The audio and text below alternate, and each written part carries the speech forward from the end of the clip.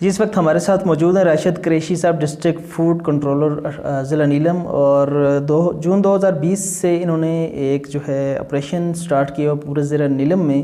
جو لوگ 2 نمبر چیزیں یہاں پر لا کر بیچتے تھے یا دکاندار حضرات جو ہیں ان کو لائسنس کے لیے انہوں نے کہا ہے کہ آپ جو ہے لائسنس وغیرہ بنائیں. سر ہمیں یہ بتائیں کہ اس ساری صورتحال سے ہمیں آگاہ کریں کہ آپ نے یہ جو آپریشن سٹارٹ کیا اس عرصہ میں آپ نے کہاں کہاں جو ہے معائنہ کیا، کن کن بازاروں کا،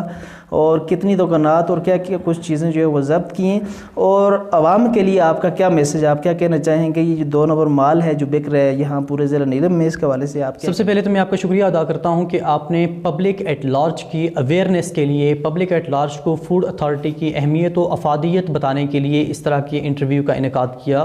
یہ انٹرویو رکھا. اس کے بعد گزارش اس طرح سے کرنا چاہتا ہوں کہ جو ہماری ریاست ہے آزاد جموں و کشمیر، یہ ایک زرعی علاقہ نہیں ہے. اس کو اپنی فوڈ پروڈکٹس، اپنی جو غذائی ضروریات ہیں وہ پوری کرنے کے لیے پاکستان کے مختلف صوبوں پر، مختلف علاقوں پر انحصار کرنا پڑتا ہے. آزاد کشمیر کے اندر جتنی بھی فوڈ پروڈکٹس پرووائڈ کی جاتی ہیں اس کا ایک بڑا حصہ پنجاب سے آتا ہے. اگر یہ کہا جائے کہ تقریباً 80% چیزیں پنجاب سے آتی ہیں تو یہ میرے خیال میں غلط نہیں ہوگا. اس طرح ہوا کہ پنجاب کے اندر جب فوڈ اتھارٹی قائم کی گئی تو وہاں پر ہر طرح کا سامان ہر طرح کا سامان تیار کیا جا رہا تھا، کیونکہ ایک بہت بڑا علاقہ ہے. وہاں پر لوگوں کی غذائی ضرورت کو پوری کرنے کے لیے ہر طرح کا سامان وہیں پر تیار کیا جاتا تھا، اور اسی سامان کو KPK اور آزاد کشمیر کے اندر مہیا کیا جاتا تھا. وہاں پر فوڈ اتھارٹی نے جب اپنی کارروائیوں کا آغاز کیا تو وہاں پر 2 نمبر سامان جو تیار کرنے والے لوگ تھے انہوں نے اپنی جتنی بھی پروڈکٹس تھیں انہیں ڈسٹرکٹ اپنا آزاد کشمیر اور KPK کے اندر بھیجنا شروع کر دیا.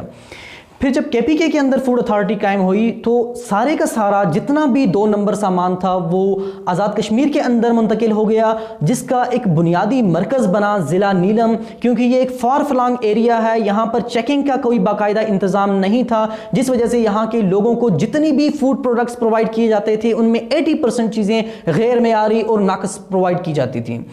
اس ساری صورتحال کو مد نظر رکھتے ہوئے، کیونکہ یہاں پر غیر معیاری چیزوں کی وجہ سے بیماریاں بہت زیادہ پھیل رہی تھیں. اس کی میں ایگزامپل دوں آپ کو کہ سٹنٹنگ ہے، دیگر کئی طرح کی بیماریاں ہیں، یہاں پر ہیپاٹائٹس ہے، باقی ان ساری چیزوں کو مد نظر رکھتے ہوئے آزاد کشمیر کے اندر Azad Jammu and Kashmir food authority act 2017 کے تحت فوڈ اتھارٹی کا قیام عمل میں لایا گیا. لیکن کچھ ٹیکنیکل وجوہات کی بنا پر فوڈ اتھارٹی فنکشنل نہ ہو پائی. ریسنٹلی جناب امجد پرویز صاحب نے جب سیکٹری فوڈ کا چارج سنبھالا تو انہوں نے ان ساری ٹیکنیکلٹیز کو دور کرتے ہوئے فوڈ اتھارٹی کو ایکٹیو کیا، جس کے بعد آزاد کشمیر بھر کی طرح ضلع نیلم کے اندر فوڈ اتھارٹی نے اپنی کارروائیوں کا آغاز کیا. پہلے مرحلے میں چلیحانہ سے لے کر تاؤبڑ تک کے تمام بازاروں کے اندر تمام فوڈ بزنس آپریٹرز کو فردن فوڈ اتھارٹی کے حوالہ سے آگاہی پہنچائی گئی، انہیں اس بارے میں ڈیٹیل دی گئی کہ آپ کس طرح کی چیزیں یہاں پر فروخت کے لیے رکھیں. اپنے جو آپ کے دکانات ہیں، آپ کی بیکریز ہیں، آپ کے ہوٹلز ہیں، ان کی صفائی ستھرائی کے انتظام کس طرح سے کریں، کس طرح کی چیزیں عوام کو پرووائڈ کریں. اویئرنس کمپین کے بعد ہم نے یہاں پر آپریشن اپنے سٹارٹ کیے چلیحانہ سے لے کے تاؤبڑ، جس میں ہمارے بڑے جتنے بھی بازار ہیں، جورا ہے، کنڈل شاہی ہے، 8 مقام ہے، شاردا ہے، دودھنیال ہے، پھر آگے کیل ہے. اس سارے علاقے پر ہم نے فوکس کیا اور ہم نے کوشش کی کہ یہاں سے جتنی بھی غیر معیاری اور مضر صحت اشیاء ہیں اس کی بہکنی کی جائے، اس کا خاتمہ عمل میں لایا جائے. اس دوران الحمدللہ ہمیں بڑی کامیابی حاصل ہوئی. ہم نے یہاں سے اس پورے علاقے کے اندر سے 3 لاکھ روپے سے زائد مالیت کا جو غیر معیاری اور ناقص اشیاء تھیں، اشیاء خورنوش تھیں، اس کو ضبط کیا، اس کو تلف کیا. اور پھر اس کے بعد ہم نے دیکھا کہ کس طرح کی چیزیں زیادہ نقصان دہ ہیں. پہلے مرحلے میں ہم نے ان چیزوں کے اوپر فوکس کیا. فار ایگزامپل یہاں پہ پاپڑ بہت بڑی مقدار میں استعمال ہوتا ہے ڈسٹرکٹ نیلم کے اندر، جس کو کھا کر ہمارے بچوں کے معدے جو ہیں وہ ختم ہو چکے ہیں. چورن بہت بڑی مقدار میں یہاں پہ بیچا جاتا تھا، فروخت کیا جاتا تھا. پہلے مرحلے پہ میں ان چیزوں کے اوپر ہم نے پابندی عائد کر دی کہ یہاں پر کوئی بھی جو پروڈکٹس ہیں، چورن اور پاپڑ ہیں، انہیں سیل نہیں کیا جا سکتا.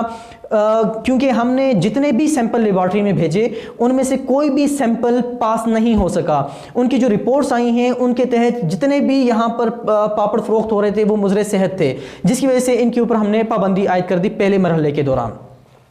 پھر اس کے بعد ہم نے جتنے بھی صفائی ستھرائی کے حوالے سے یہاں پہ کام کیا، ہوٹلز ہیں، بیکرز ہیں، ان کے جو کارخانہ جات ہیں، ان لوگوں کو ہم نے اصلاحی نوٹسز جاری کیے، خود فردن سب کے پاس جا کر ہماری ٹیم نے انہیں بتایا کہ آپ صفائی ستھرائی کے انتظامات کو کس طرح سے بہتر کر سکتے ہیں تاکہ عوام الناس کی صحت۔ میں لائسنس کے حوالے سے گزارش کرتا ہوں، فوڈ اتھارٹی کے قیام کے بعد صرف اسی شخص کو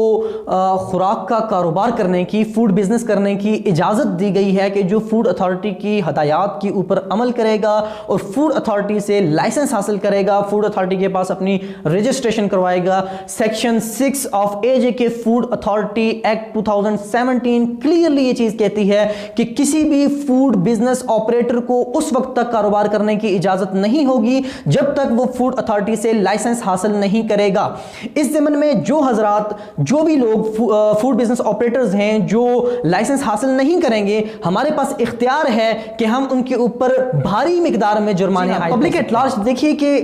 جو بھی پہلے میں پیغام دینا چاہوں گا جو ہمارے فوڈ بزنس آپریٹرز ہیں، جو ہمارے تاجر حضرات ہیں، انہیں یہ پیغام دینا چاہوں گا کہ آپ جب کوئی بھی پروڈکٹس لیتے ہیں کسی سے، چاہے مظفر آباد سے، راولپنڈی سے، کہیں سے بھی لے کر آتے ہیں،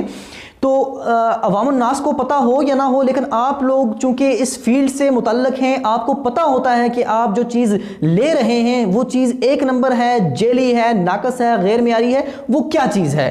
آپ کا فرض بنتا ہے کہ آپ اپنے علاقے کے لوگوں کو اچھی ایک نمبر معیاری چیز مہیا کریں تاکہ یہاں کے لوگوں کی صحت متاثر نہ ہو۔ عوام الناس کے لیے میرا میسج یہ ہے کہ جب بھی آپ کوئی چیز خریدتے ہیں، آپ کو میں ایگزامپل دوں کہ جب بھی آپ کپڑے خریدنے کے لیے جاتے ہیں تو آپ 5 سے 10 دکانوں کا وزٹ کرتے ہیں، جو چیز آپ کو پسند آتی ہے آپ وہ چیز خریدتے ہیں، لیکن کھانے پینے کے معاملے میں آپ لوگ کوئی بھی احتیاط نہیں کرتے، کہیں سے بھی آپ کو کوئی چیز مل جاتی ہے تو اس کو اٹھا کر آپ لے جاتے ہیں اور استعمال کر لیتے ہیں۔ ایسا نہیں ہے، اس سے آپ کی صحت متاثر ہو سکتی ہے۔ کوئی بھی چیز جب آپ لیں، سب سے پہلے دیکھیں کہ وہ کس کمپنی کی ہے، کیا یہ معیاری ہے، غیر معیاری ہے، اس کے اوپر مینوفیکچرنگ ڈیٹ، اس کی ایکسپائری ڈیٹ اس کے اوپر موجود ہے یا نہیں ہے۔ جب آپ یہ کام کرنا سٹارٹ کر دیں گے، غیر معیاری اور ناقص چیزوں کا بائیکاٹ کرنا شروع کر دیں گے، تو جو ڈسٹریبیوٹرز ہیں، جو یہاں پر سامان لا کے دینے والے لوگ ہیں، وہ بھی آئندہ پھر آپ کو اچھی چیز پرووائڈ کریں گے۔ Thank you G.